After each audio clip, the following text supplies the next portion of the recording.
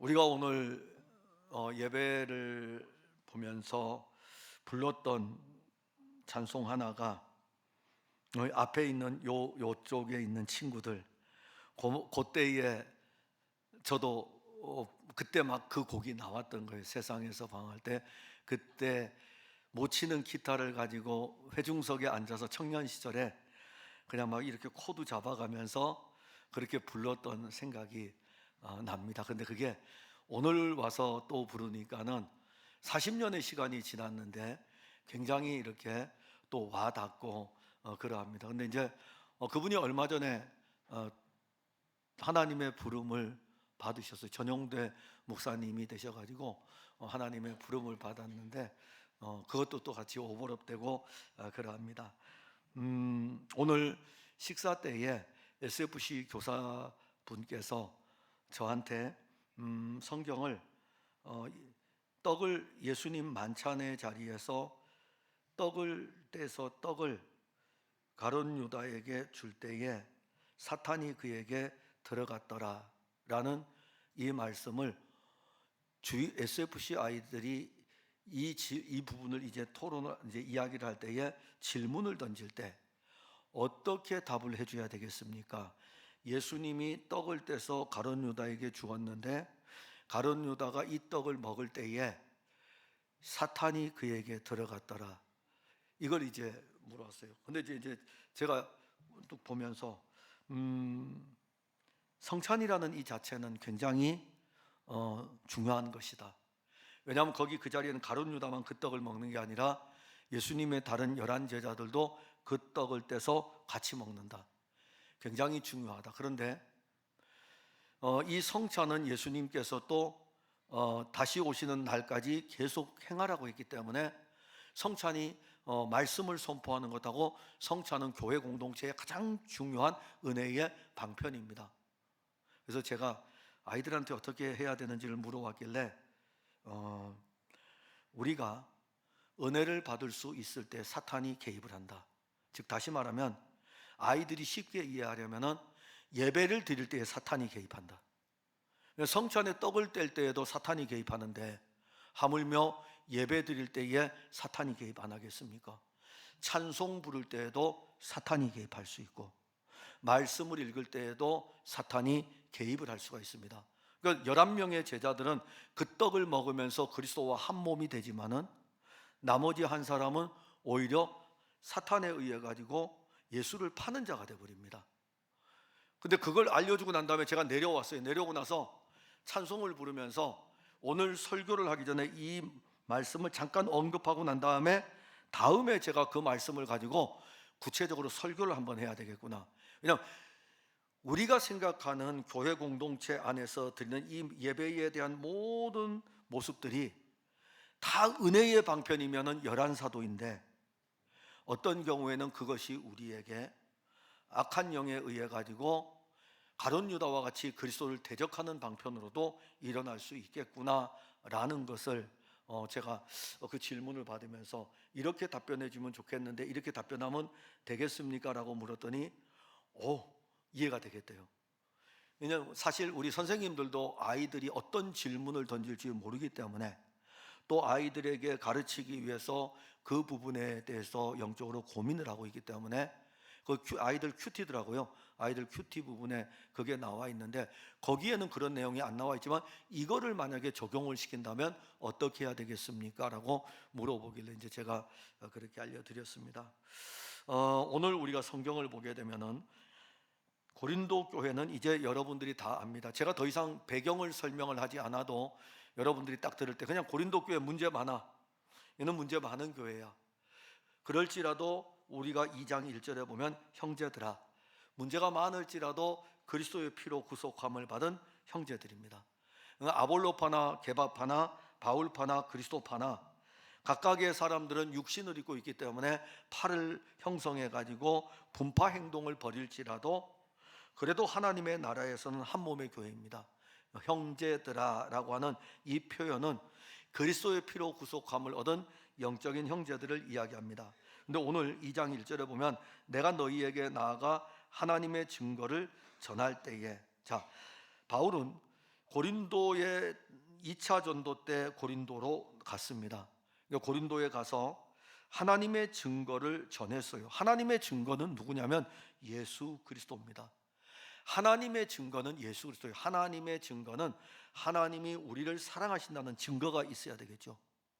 하나님이 우리를 사랑하신다. 증거가 뭐냐 이겁니다. 하나님이 독생하신 아들, 아버지 품속에 있는 본질 그 자체가, 본성 자체가 하나님이신 독생하신 아들을 우리와 같은 육신의 모양으로 보내신 것이죠. 그리고 우리를 얼마나 사랑하셨냐면은 그 아들과 우리를 바꾸신 거예요. 그 아들과 우리를 바꾸신 것입니다. 이걸 전하는 거죠. 그러니까 하나님의 증거라고 했을 때에 하나님이 우리를 사랑하시는 증거를 우리가 본다면은 아들과 우리를 바꾸는 그런 것입니다. 그러면 바울은 이 고린도에 도착을 해서 하나님의 아들 예수 그리스도에 대해서 끊임없이 증거했고, 그리고 증거함으로 인해 가지고 고린도 교회가 세워졌습니다. 시간이 지난 뒤에 이 고린도 교회가 지금 잘 서갈 줄 알았는데 신앙이 온전하게 자라지를 못하고, 뒤에 가게 되면은 고린도 교회 성도들이 바로 뒷장에 가게 되면은 하나님의 영으로 일하는 사람이 있는가 하면 육신을 따라서 일하는 사람들이 형성이 되게 됩니다. 그러니까 똑같이 복음을 받았어도 이 복음으로 인해서 신령한 일을 추구하며 나가는 사람이 있는가 하면 예수님을 믿기는 믿는데 이 믿음을 가지고 자기 육신으로 일을 해나가는 고린도 교회 성도들을 지금 언급합니다. 근데 바울이 이걸 언급하기 전에 무엇을 이야기하냐면은 내가 너희들에게 나아갔을 때에는 내가 너희들에게 나아가서 하나님의 증거를 전할 때에 하나님의 아들 그리스도의 이 모든 사랑에 대한 이것이 하나님의 사랑의 증거가 그리스도인데 이것을 전했다라는 것입니다. 자, 그러면 이제 이것을 전할 때에 바울이 지금 언급하는 것이 말과 지혜가 뒤에 부분에도 나오고 앞에 부분에도 나옵니다. 말과 지혜의 아름다운 것으로 아니하였나니 5절에 가게 되면 너희 믿음이 사람의 지혜에 있지 아니하고, 자, 하나님의 증거를 전하는데 바울 자신이 자기의 말과 자기의 지혜로 하나님의 증거를 전하지 않았다는 것을 지금 역으로 이야기하는 거예요. 근데 사실 이 부분을 보게 되면은 제일 어려운 게 뭐냐면은 우리 목회자들이에요. 저는 지금 여러분들에게 설교를 하고 있거든요. 이 설교를 하면서 제가 왜 설교에 눌리고 이 말씀을 전해서 오늘은 이제 너무 행복한 시간이 다 끝나가기 때문에 이거 전하면 이제 끝나기 때문에, 그런데 주일 설교를 전하기 위해서 말씀을 준비를 해놓고, 그리고 준비를 해놓고 난 다음에도 이것을 가지고 어떻게 성도들을 설득을 시킬 수 있을까라는 유혹을 굉장히 많이 받습니다. 이 말씀을 전하면서 성도들이 다 같이 그 말씀이 그렇구나라고 설득을 시켜야 되는데 여기에 유혹에 빠지니까는 설교를 다 준비해 놓고 난 다음에도 이거를 어떻게 또 전해야 되지라고 하는 이런 어떤 영적인 고충이 굉장히 많습니다. 설교를 다 마칠 때까지는 이런 고충이 늘 있어요. 왜 그러냐면은 저도 모르게 제 입에서 이 성경을 보는 저의 관점과 그 다음에 제 말을 통해서 제가 가지고 있는 이 지혜를 가지고 여러분들을 설득시키려고 하는 것들이 제게 있기 때문에 그래요. 그래서 설교를 했는데 여러분들이 설득이 되지 않는다면은 힘들죠. 설교를 하고 있는데 설교를 듣는 사람들을 이렇게 볼 때 앞에 서면 다 보입니다. 앞에 서면은 설교를 듣는 사람들이 어떻게 듣고 있는지를 보여요. 뭐 이 공간 안에서는 충분히 보입니다. 충분히 보이는데 그럴 때에 설교를 이 말이 저들을 설득시키고 있는가, 이 부분에 대해서 목회자가 신경을 써요. 근데 이게 오늘 바울이 전하는 이 말씀을 보면서 바울은 하나님의 증거를 전할 때에 말과 지혜의 아름다운 것으로 아니했다. 자기 말을 통해 가지고 사람들을 설득하는 것이 아니고 자기에게 주어진 하나님을 증거하는 일에 있어서 자기 지혜로 그것을 증거한 것이 아니라는 것입니다. 결국 고린도 교회 성도들을 설득하여 가지고 예수 믿게 해서 교회를 세우는 일은 바울의 말과 바울의 지혜가 아니고 내 말과 내 지혜가 아니라고 언급하면서 하나님의 능력이다, 이것은 하나님의 능력이라고 말씀하고 있는 것입니다. 그러면 이것이 어떻게 하나님의 능력이 될 수 있을까?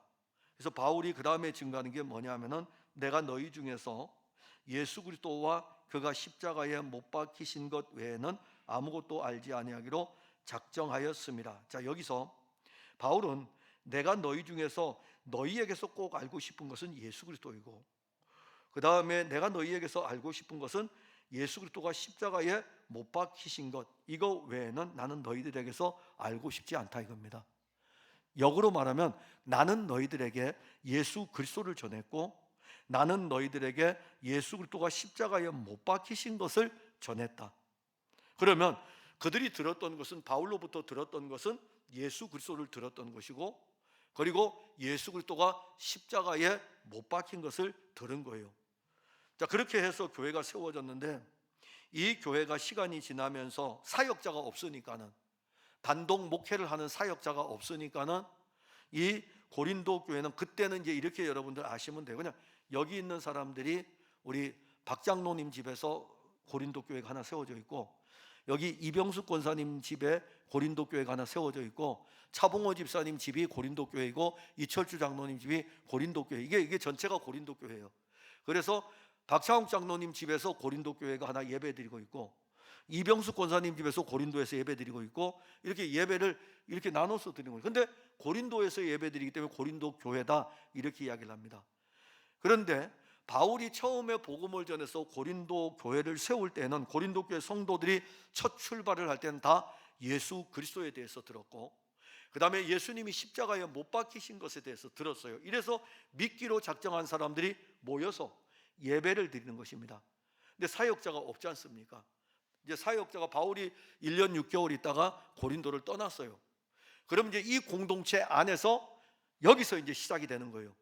여기서 시작이 되다 보니까는 고린도 교회 안에서 이제 많은 문제들이 일어나게 됩니다.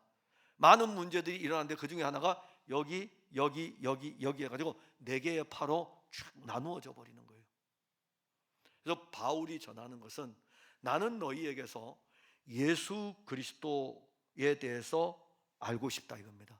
나 다른 거 원치 않고 그냥 너희가 예수 그리스도, 내게서 예수 그리스도를 받았으면 나는 그냥 너희들한테서 예수님에 대해서만 듣고 싶다 이거죠. 그리고 내가 너희들에게 전할 때에 예수의 십자가에 대해서 전했으니까는 너희들이 나에게 알려줄 때에도 예수 십자가에 대해서 내게 들려지면 나는 그것으로 족하다라는 그런 표현인 것입니다. 즉 오늘 우리들에게 말한다면, 저는 우리 풍성학교의 성도들에게 여기 본문에 나와 있는 것처럼 예수 그리스도와 그의 십자가, 그가 십자가에 못 박히신 것 두 개죠. 하나는 예수 그리스도예요. 그리고 하나는 그가 십자가에 못 박히신 것입니다. 그러면 예수 그리스도가 일단 맨 앞에 제일 중요합니다. 예수 그리스도에 대해서 공급을 받고 예수 그리스도에 대해서 듣고 예수 그리스도에 대해서 계속 알아가면서 믿음이 예수 그리스도에게로 자라가는 것입니다. 그래서 오늘날 성도들이 정말 들어야 되는 것은 뭐냐면은, 교회에 와서 예수 그리스도에 대해서 들어야 됩니다. 계속 들어야 돼요. 듣고 또 들어야 돼요. 듣고 또 들어야 돼요. 만일 제가 여러분들에게 마태복음에서 예수님은 어떤 분이십니까? 이렇게 물어보면 여러분들 마태복음 설교를 한두 편 들은 게 아니지 않습니까? 그런데 우리 중에 마태복음에서의 예수님을 어떻게 이야기를 하겠습니까? 근데 그렇게 중요하게 여기질 않는 거죠. 그냥 이제 지나간 거니까는 나는 그냥 예수 믿고 있어, 이렇게 하고 지나가 버립니다. 그러니까 바울은 그게 아니에요. 나는 너희에게서 예수 그리스도를 듣고 싶다 이거죠. 그거 알기를 원한다. 바울도 전하는 것은 예수 그리스도 외에는 다른 것은 안 전했습니다. 그러면 오늘날 교회를 다니시는 분들이 정말 예수님에 대해서 얼마나 알고 있을까? 예수님에 대해서 얼마나 알고 있을까? 교회에 돌아가는 형편은 좀 알 수가 있겠죠. 교회가 어떻게 운영되는지는 알 수 있겠죠. 그러나 우리를 구원하신 예수님에 대해서는 얼마나 알고 있습니까? 예수님을 알지 못하면은요, 우리 신앙은 껍데기 신앙입니다. 겉으로, 그러니까 목회자도 마찬가지예요. 목회자가 예수님을 알지 못하면은 강대상에서 엉뚱한 소리 한다니까요. 이 풍성한 예수님을 양떼들에게 먹여주어야 되는데 예수님을 먹이지를 못하고 예수님을 알지 못하니까는 예수님을 먹일 수가 없는 것입니다.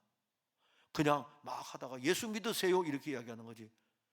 여러분들은 예수 믿고 있잖아요. 여러분들이 믿는 예수님이 어떤 분이냐 이겁니다. 그래서 바울이 예수 그리스도 아무것도 알지 아니하기로 작정했다. 예수 그리스도 외에는 아무것도 알지 아니하기로 작정했다. 예수님을 알고 나니까 다른 거 안 알아도 되는 거예요. 역으로 말하면 예수님 알고 나니까 예수님보다 귀한 것이 없다는 것을 압니다. 우리 찬송 부르자. 주 예수보다도 귀한 것은 없네. 얼마나 아름다운 찬송입니까? 근데 정작 찬송을 부를 때는 주 예수보다도 아름다, 주 예수보다도 귀한 것은 없네 그렇게 불렀는데 돌아서서 나오면은 예수님보다 귀한 것이 너무 많은 거예요. 왜 그러냐면 예수님을 모르기 때문에 그래요. 예수님 알면 알수록 그분이 가진, 자, 우리가 일단 제일 먼저 알아야 되는 것은 예수님 성품을 한번 보시면 돼요. 여러분들이 저를 알려면은 저의 무엇을 보면 되겠습니까? 저의 성품을 보면 되죠. 저는 원래 가르치는 거 잘 못해요.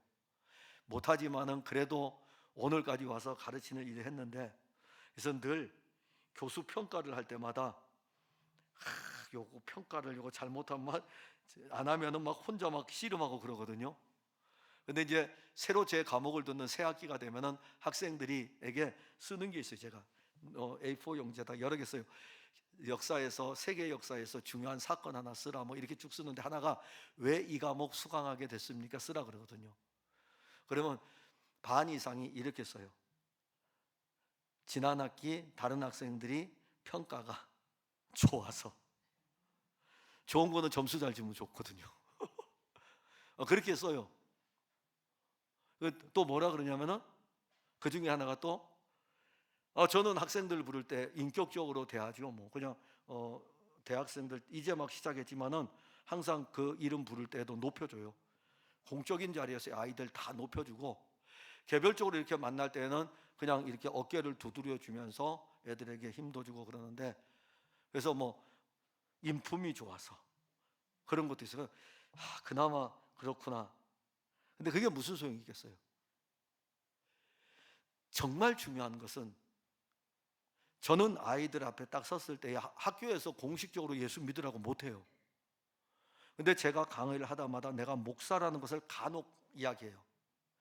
그리고 난 다음에 뭘 이야기하냐면, 그래, 내가 목사이기 때문에 저들이 목사 교수는 다르다는 것을 강의 중에, 강의를 진행하는 중에 알기만 한다면 다를 것이다. 근데 그것 차원에서 하는 거예요. 제가 알고 있는 예수님을 아이들이 만날 수 있도록 하기 위해서 한 방편에 불과합니다. 예수님 본성 자체는요, 우리가 상상할 수 없을 정도로 완전하시고 완전하실 뿐만이 아니라 풍성하십니다. 그런데 우리는 그 예수님을 교리적으로 이렇게 하는 거죠. 예를 들어서 예수님은 생명입니다.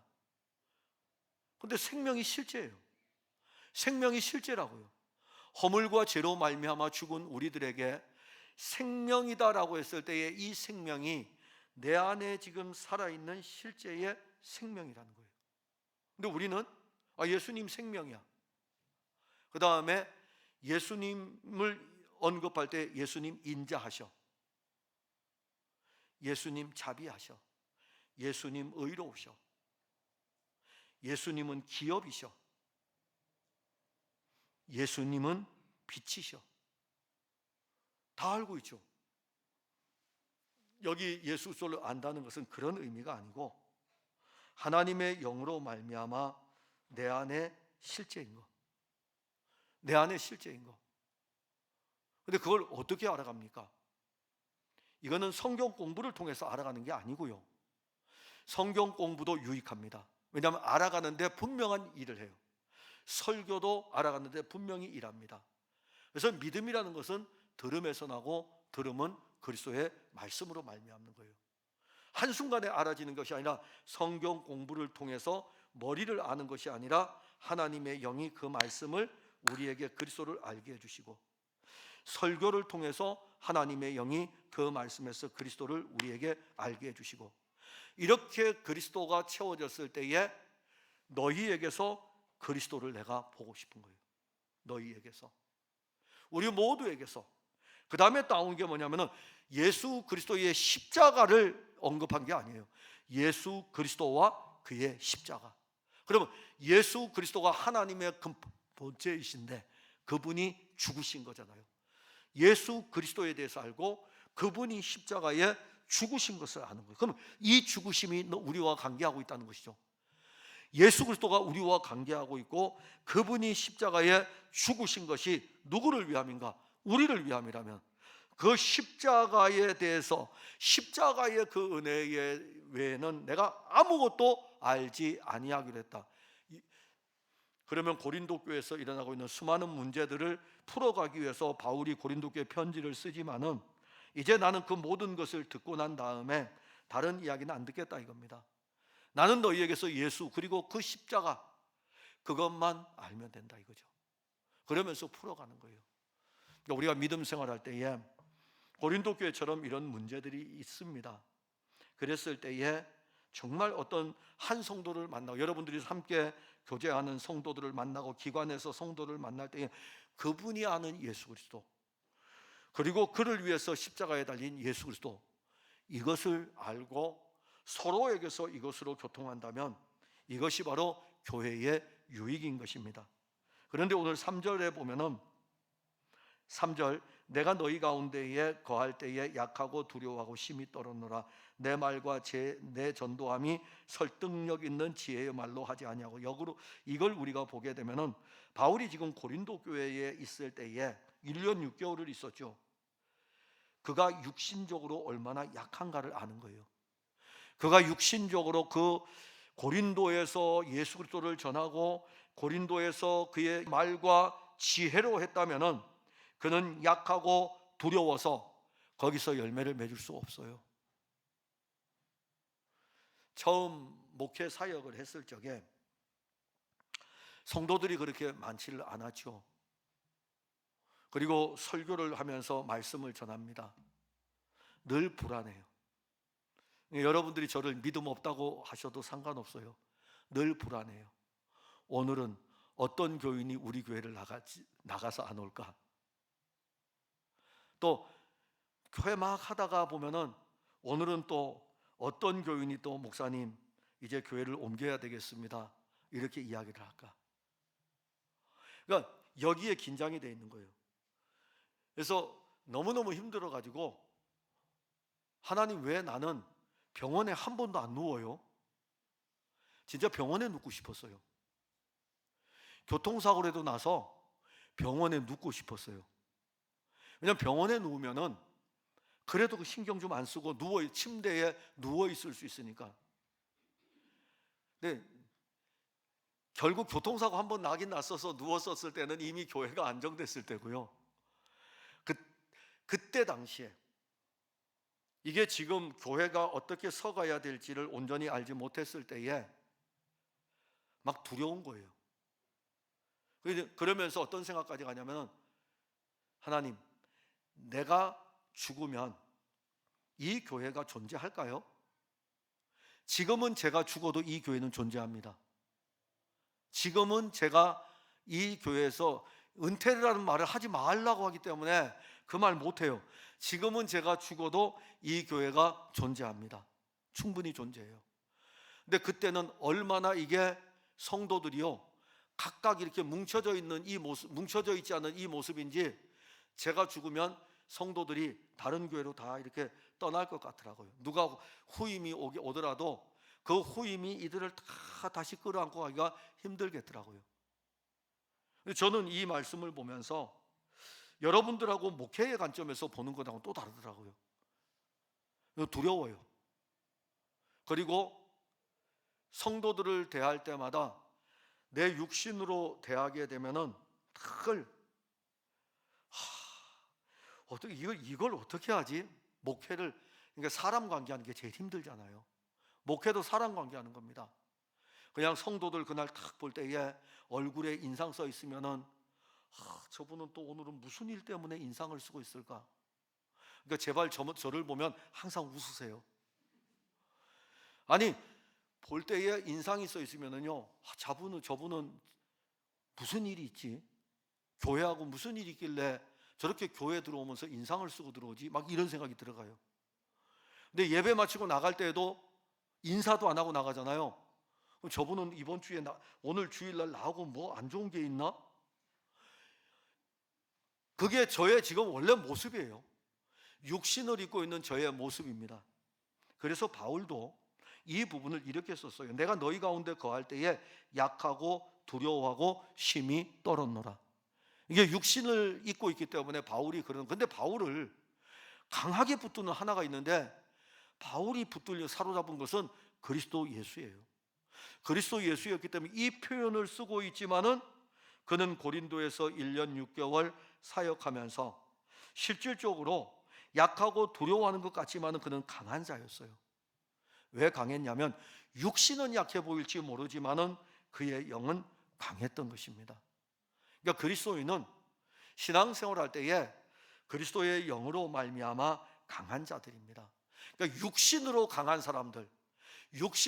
사람은 영적으로 약한 거예요. 영적으로 강한 사람은요, 육신이 약한 것을 알아요. 내가 내 힘으로 할 수 없다는 것을 알아요. 그러니까 이 부분을 교회에만 적용하지 말고 여러분들 가정에도 한번 적용해 보세요. 자녀들 마음대로 안 되죠. 저도 그래요. 자녀들 마음대로 안 됩니다. 근데 내가 아버지이기 때문에 내 아들을 끌고 갈 수는 있어요. 육신의 힘으로. 근데 그게 마음대로 됩니까? 세상 일도 안 되는데, 세상 일도요, 내 자녀를 육신으로 끌고 가면 안 되게 돼 있거든요. 안 돼요. 근데 영적인 일은 어떻겠습니까? 영적인 일은 부딪히고 부딪힐 수밖에 없어요. 그때에 내 육신이 약하고 영이 강하게 되면 내 아이를 볼 때마다 두려워이죠. 왜냐면 얘 앞에 설 때마다 내 육신은 약하기 때문에 점점점 힘을 잃어버릴 수밖에 없지만 내 안에 강한 게 하나 있어요. 바로 이 아이를 사랑하는, 이 아이의 영혼을 사랑하는, 이 아이를 데리고 구원의 길로 가려고 하는 그 열정은 내 안에서 강하거든요. 그러니까 한 집에 있어도 육으로 강하면서 아버지로서 아이를 대하는 것이 아니라 영으로 강하면서 아버지로서 아이를 대하는 거죠. 그러면 아버지로부터 복음은 흘러가게 되어 있습니다. 교회도 그렇고 가정도 그렇고.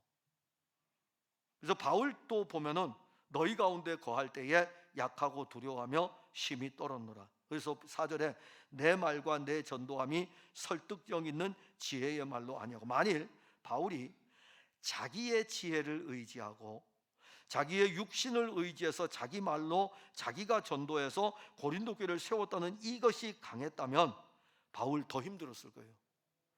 근데 4절에 가면은 성령의 나타남과 능력으로 하였다.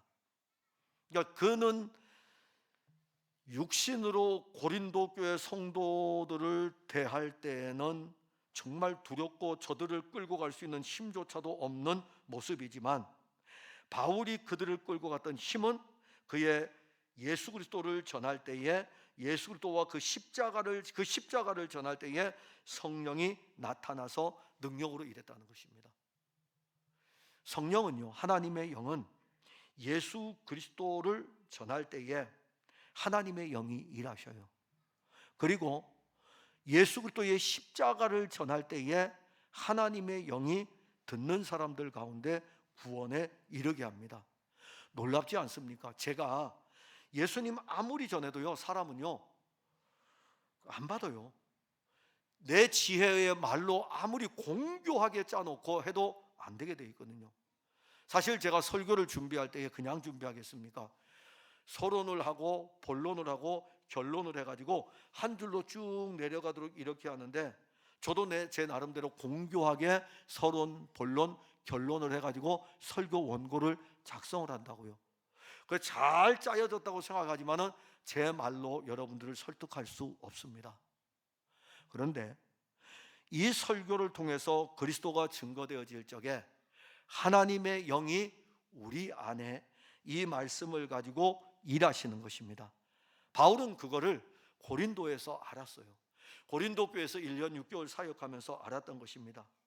그래서 5절에 보면은 너희 믿음이, 그러면 이제 고린도 교회 성도들을 이렇게 표현하는 거죠. 그들에게 사역의 이 일들을 하면서 너희 믿음이, 고린도 교회 성도들이 가진 믿음에 대해서 이야기해요. 그러니까 그 바울 자신은 인간적으로 볼 때는 두렵고 떨림으로 약하고 막 이런 모습으로 있었지만은 정작 그의 입에서 전해졌던 것은 예수 그리스도였고 그 십자가였고, 예수 그리스도가 전해지고 십자가가 전해질 때에 성령이 그들 가운데 역사하였으니까는 5절에 보면 너희 믿음이, 너희들이 이 믿음을 가지고 있다 이겁니다. 이 믿음이, 너희 믿음이. 그럼 그들이 가진 믿음은 사람의 지혜에 있지 아니하고 다만 하나님의 능력에 있게 하려 하였노라. 그러니까 내 말과 내 지혜로 너희들에게 믿음을 준 것이 아니고, 내가 너희들에게 전한 예수 그리스도, 내가 너희들에게 전한 이 예수 그리스도가 십자가에 못 박히신 것, 이것이 성령으로 말미암아 너희들 안에 믿음을 일으켰기 때문에 내게 능력이 있는 것이 아니라 하나님께 능력이 있다는 것을 알려주는 것입니다. 그러니까 우리가 이 믿음을 가지고 있다는 이 자체가 하나님의 능력이 그리스도의 말씀으로 우리에게 와서 우리에게 이 믿음이 있게 한 것입니다. 그러니까 오늘날 우리가 예수 그리스도 그리고 그의 십자가, 예수님은 교회의 머리이셔요. 교회의 머리라는 것은 내 신앙의 머리예요. 내 신앙의 머리, 교회의 머리이며 내 신앙의 머리입니다. 그 머리 대신 그리스도가 내 신앙을 이끌어가는 거예요. 그리고 우리는 그분과 함께 연합되어져 있는 것입니다. 예수 그리스도와 우리가 머리이신 그분하고 연합되어져 있고, 연합되어져 있는 우리에게 머리로부터 양분이 공급이 돼요. 양분이 공급되는 것은 우리 신앙의 머리가 예수 그리스도이고, 우리가 신앙생활할 수 있는 영적인 영양분은 예수 그리스도로부터 공급이 됩니다. 이렇게 공급받을 때 건강한 신앙인으로서 교회 생활을 하는 것입니다. 그러니까 예수님이 모든 것입니다. 사랑하는 성도 여러분, 예수 그리스도와 예수 그리스도, 그리고 제가 딱 쉼표를 하고 그 십자가, 오늘 설교 제목인데 이것 외에 다른 것은 없습니다. 다른 것은 없고, 풍성한 교회 성도들은 예수 그리스도 그리고 그 십자가, 너희 중에서 그거 외에 나는 알고 싶지 않다 이겁니다. 그러니까 여러분들도 저를 통해서 목사님 우린 다른 거 알고 싶지 않아요. 예수 그리스도 알고 싶고 그 십자가를 알고 싶습니다. 그리고 저는 여러분들에게, 저는 풍성한 교회 성도들을 볼 때 여러분들을 통해서 예수 그리스도 그리고 그 십자가, 그것만 알고 싶은 거예요.